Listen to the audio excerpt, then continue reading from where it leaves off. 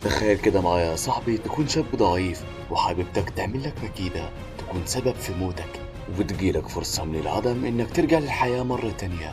يا ترى هتعمل إيه؟ أهو ده اللي هنعرفه في حكايتنا النهاردة. فما تنساش تعمل لايكك الجامد، ورمضان كريم وكل سنة وانتم طيبين، وصلوا على رسول الله عليه أفضل الصلاة وأتم التسليم، ويلا بينا نبدأ الحكاية. بنلاقي أشخاص ماسكين بطلنا اللي اسمه تشانج وبيعذبوه وبيقطعوا أجزاء من جسمه، وبيكون بطلنا مش قادر يستحمل من كتر الوجع. وبنشوف واحدة وبتقول أنا اللي ضحكت عليه وخليته يفتح الباب. وبيقول تشانج في نفسه أنا غبي عشان كنت طيب معاهم، ولو رجعت تاني للحياة هنتقم منهم كلهم أشد انتقام. وفجأة بيصحى بطلنا وبيلاقي نفسه موجود في البيت، وبعدها بيشوف الوقت وبيقول إنه فاضل شهر والعالم كله يتجمد.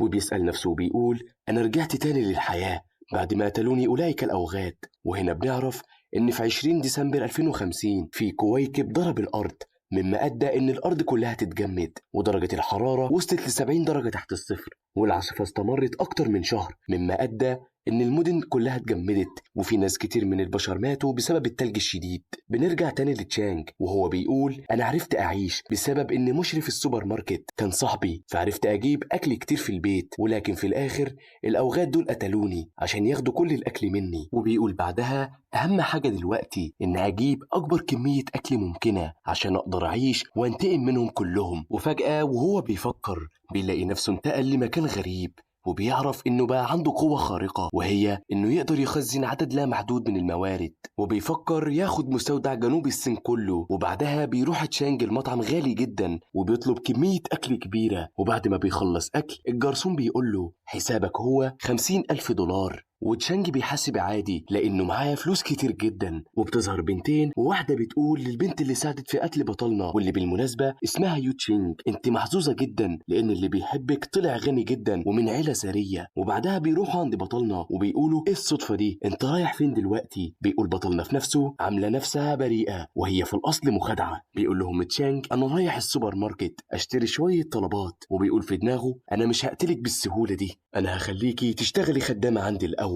وبيقولوا احنا كمان عايزين نشتري شوية حاجات، فبياخدهم معاه عشان يشيلوا الحاجات اللي اشتراها. وبيشتري تشانج كميات كبيرة من الطعام ومش بيشتري ليهم اي حاجة، فساعتها الاتنين بيضايقوا وبيقولوا ايه البخل ده. وبعدها بنلاقي شخص شايل طفل صغير وبيقول الطفل تشانج اشترى اكل كتير، بيقول له سيب لي شوية حاجات.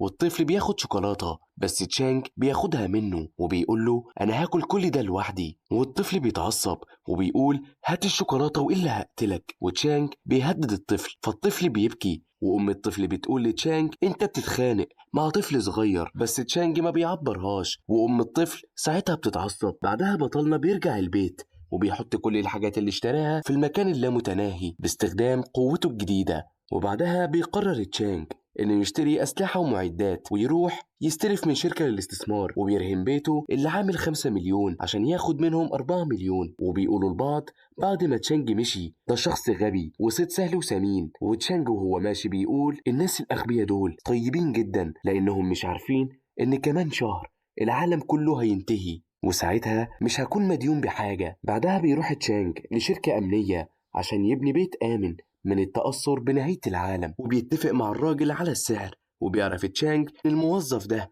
كان جندي في الجيش قبل كده، فبيقول له تشانج في عندك طريقة أقدر أجيب بيها أسلحة. ساعتها الراجل بيتوتر وبيقول له أنت قابلت عدو مخيف ولا إيه؟ فتشانج بيقول له أيوة دول ناس كده عايزين ينتقموا مني ومعاهم أسلحة. ساعتها بيقول الراجل لتشانج إن البيت فاضل له نص شهر ويتبني، في خلال الفترة دي هشوف الموضوع ده ولو في جديد هقولك عليه. بيروح تشانج لنادي صيد وبيشتري أسلحة. بيقول تشانج لو أنا ما كانش معايا رخصة ما كنتش هعرف أشتري أي حاجة. ساعتها الأكل اللي طلبه تشانج بيوصل للعمارة اللي قاعد فيها، فساعتها الناس بتستغرب من كمية الأكل اللي بملايين الدولارات اللي جاية في شاحنات كبيرة جدا. وبنلاقي يو تشينج بتقول في نفسها ده فعلا طلع غني جدا، أنا لازم أخليه يحبني أكتر ويتجوزني، فبتبص له بطرق مغرية. فتشانج بيقول في نفسه خليكي فاهمة غلط ولما تعرفي الحقيقة أنا هوديك الجحيم بنفسي. واليوم اللي بعده بنلاقي الناس شغالة في الشقة بتاعته وحولوها فعلا لشقة حربية عشان تحميه ضد أي حاجة. بيتمشى تشانج وبيلمح إن يو تشينج مع واحد بيحبها، بيطلب من يو تشينج